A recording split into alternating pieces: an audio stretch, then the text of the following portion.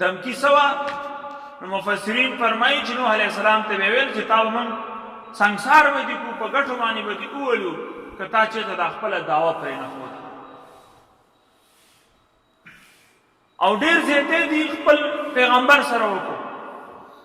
مجاهد رحمت الله علیه فرمایي چې دی قوم ته به کله نوح علیه السلام مخې ته راغلی، نو دی ظالمانو به هغه د مرۍ نه ونیو او هغې پورې به د مرۍ نه نیولی او تر څو چې پورې به هغه بېهوشه شوی نو د بېهوشه کېدو پورې به دوی دغه شان وله په مرۍ باندې غلي شوي او چې کله به په هوش کې راغی نو بیا به یې خیرې نه کولې، بلکې ویل الله زما دا قوم چې کومه غلطي وکړه ویې بخې او ته پې خپل عذاب مه راولې. 900 کاله دې قوم د نوح علیه السلام څه دغه شان زیاتې کړی. نو ته ووایه 900 کاله یو کس صبر وکړي د خپل قوم په بدو ردو باندې، د هغه په کنځلو باندې، د هغه په رټلو باندې، د هغه په تکلیف وررسولو باندې، نو دا صرف پیغمبر کولی شي. آخره کې چې نوح علیه السلام ته پته ولګېده بلکې یقیني شو 100% چې دا قوم د دې په مستقبل کې د دې په قسمت کې نشته ایمان او دا داسې ازلي بدبخت دي چې د دې صرف سزا دي د سبق ورکولی شي او بغیر د سزا بغیر د عذابه دوی سبق نشي حاصلولی. نو د نوح علیه السلام 900 کاله هغه ته یقین باقاعده جوړ شوی چې دا قوم ازلي بدبخت دی، د دې نه نورم مشرکان پیدا کېږي، د دې نه به نورم فساد خوري. نو نوح علیه السلام بیا مجبورا لاس اوچت کړل او خیرې وکړې. وقال نوح رب لا تذر على الارض من الكافرین دیارا. نوح علیه السلام اخره کې لاس اوچت کړی، الله په دې ځمکه باندې د دې ځمکې په شا باندې د یو مشرک کورم پرېنهدي. رب لا تذر على الارض من الكافرین دیارا انک ان تذرهم، ای الله که تا چېرته یو کورم پرېښودو یو مشرک دې پرېښودو نو لا یلدون الا، الله نوح علیه السلام فرمایي چې بیا به دوی صرف کافران او فاجران راوړي. مطلب که یو کافر هم پاتې شي نو بیا به د کافرانو نسل خورېږي. نو د دې علاج بیا څه چې کافر ټول ختم کړي د ځمکې د شان، د هغې علاج بیا سیلاب. نو نوح علیه السلام ته الله پاک وویل چې ټیک د اوس دې خیرې وکړې دا به قبلېږي او د دې داسې عذاب را روان دی چې واقعي یو کور به هم نه پاتې کېږي. مشرک څه کوي چې کور به هم نه پاتې کېږي. د هغې دپاره تیاری وکړه او کله چې اشاره تا ته وشي نو بس ته به کښتۍ ته خیږي او ځان سره به چې دی مخلوقات چې څونه دي او څونه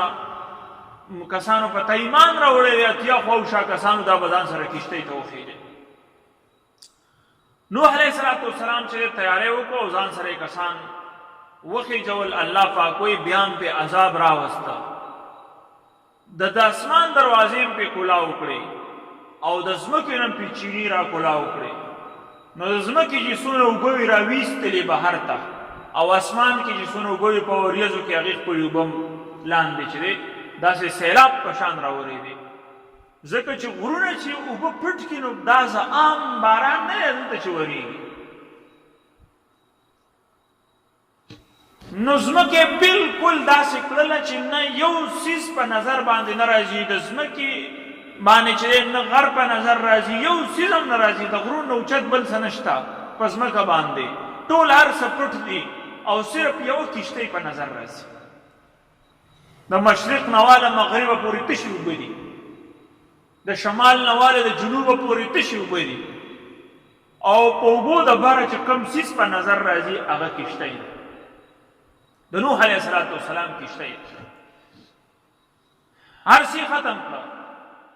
یو څیز هم په نظر باندې رانغی. نو دی ځان سره جوړې وخېجولې د ځناورو دغه شان دغه اتیا کسان. اوس یو پروفیسر راغلی دی هغه دا دعوه کړې ده، ساینسدان دی، چې نوح علیه السلام ځان سره د جوړې نه خېجولې بلکې د هغې د هغې چې کوم سپرمز وي د هغې هغه نطفه هغې ځان سره چې دی خېجولې او بیا هغې یو ځای کړل او بیا د هغې نه دوباره الله پاک مخلوقات خواره بیا دې تعویلاتو ته څه ضرورت دی؟ تاسو ته خو ما د کښتۍ حجم بیان کړی چې سوونو فوټو باندې د هغې پلنوالی اوږدوالی نو ښه کافي غټه کښتۍ وه نو داسې اتیا انسانان او دغه شان د هر ځناور جوړه نو هغې کې راتلی شي بیا دې تعویل ته څه ضرورت دی چې جوړې نه وي بلکې د هغې سپرمزي نطفې یو ځای کړي وي ځان سره چې دی جمع کړي وي بیا د هغې یو ځای کېدو نه دوباره دا مخلوق پیدا شي دا لاسه کې دې نه بله عجیبه خبره کړې چې نوح علیه السلام چې کله خپل زوی سره د هغه زوی و کنعان هغه سره رابطه کوله نو هغه سره په موبایل باندې رابطه شوې وه داسې انسانانو ته څه سرفراز که تاسو ته موبایل یا چې تاسو چې مطلب د واده په ټیم ګیفټ کې نه راوړی موبایل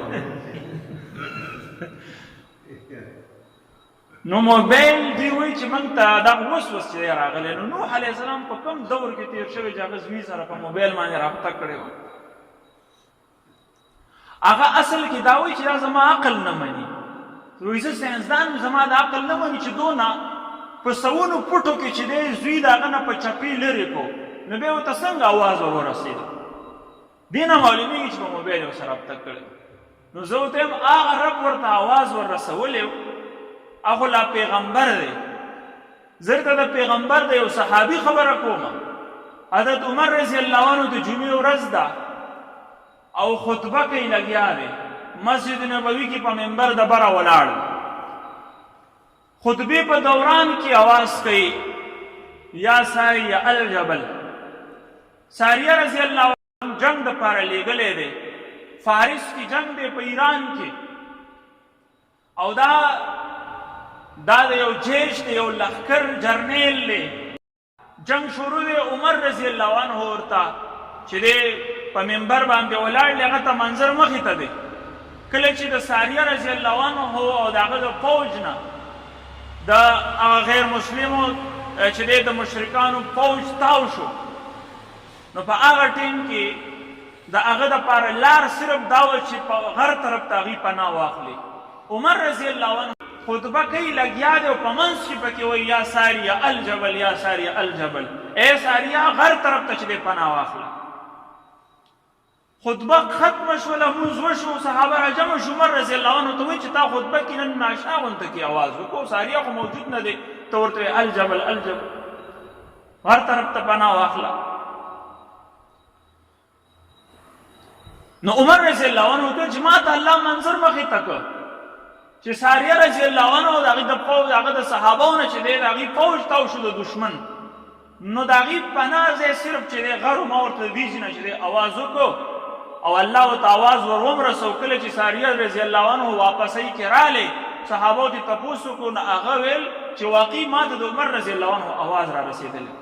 او ما په هغې باندې عمل هم کړی موږ چې کله چې دی د غر طرف ته شو نو موږ د دشمن د حملې نه بچ شو اوس چې دی مدینه سعودي عرب او ایران دی کې ته د پوټونو خبره کې دا خو په سوونو کیلومیټر فاصله ده دې اواز د پیغمبر دی نو د پیغمبر اواز خپل زوی ته څه وی چې اوس دې واقع څه به څه کوې ته هلته کې وی چې پیغمبر دی هغه زوی ته څنګه اواز ورسو زه تا ته وایم دا د پیغمبر صحابي دی د څنګه یو بل صحابي ته خپل اواز ورسو نو کوم رب چې د دې صحابي اواز د یو ملک نه بل ملک ته رسوي نو هغه رب چې د پیغمبر اواز د کښتۍ نه لاندې په هغه چپه کې د هغه زوی ته ورسو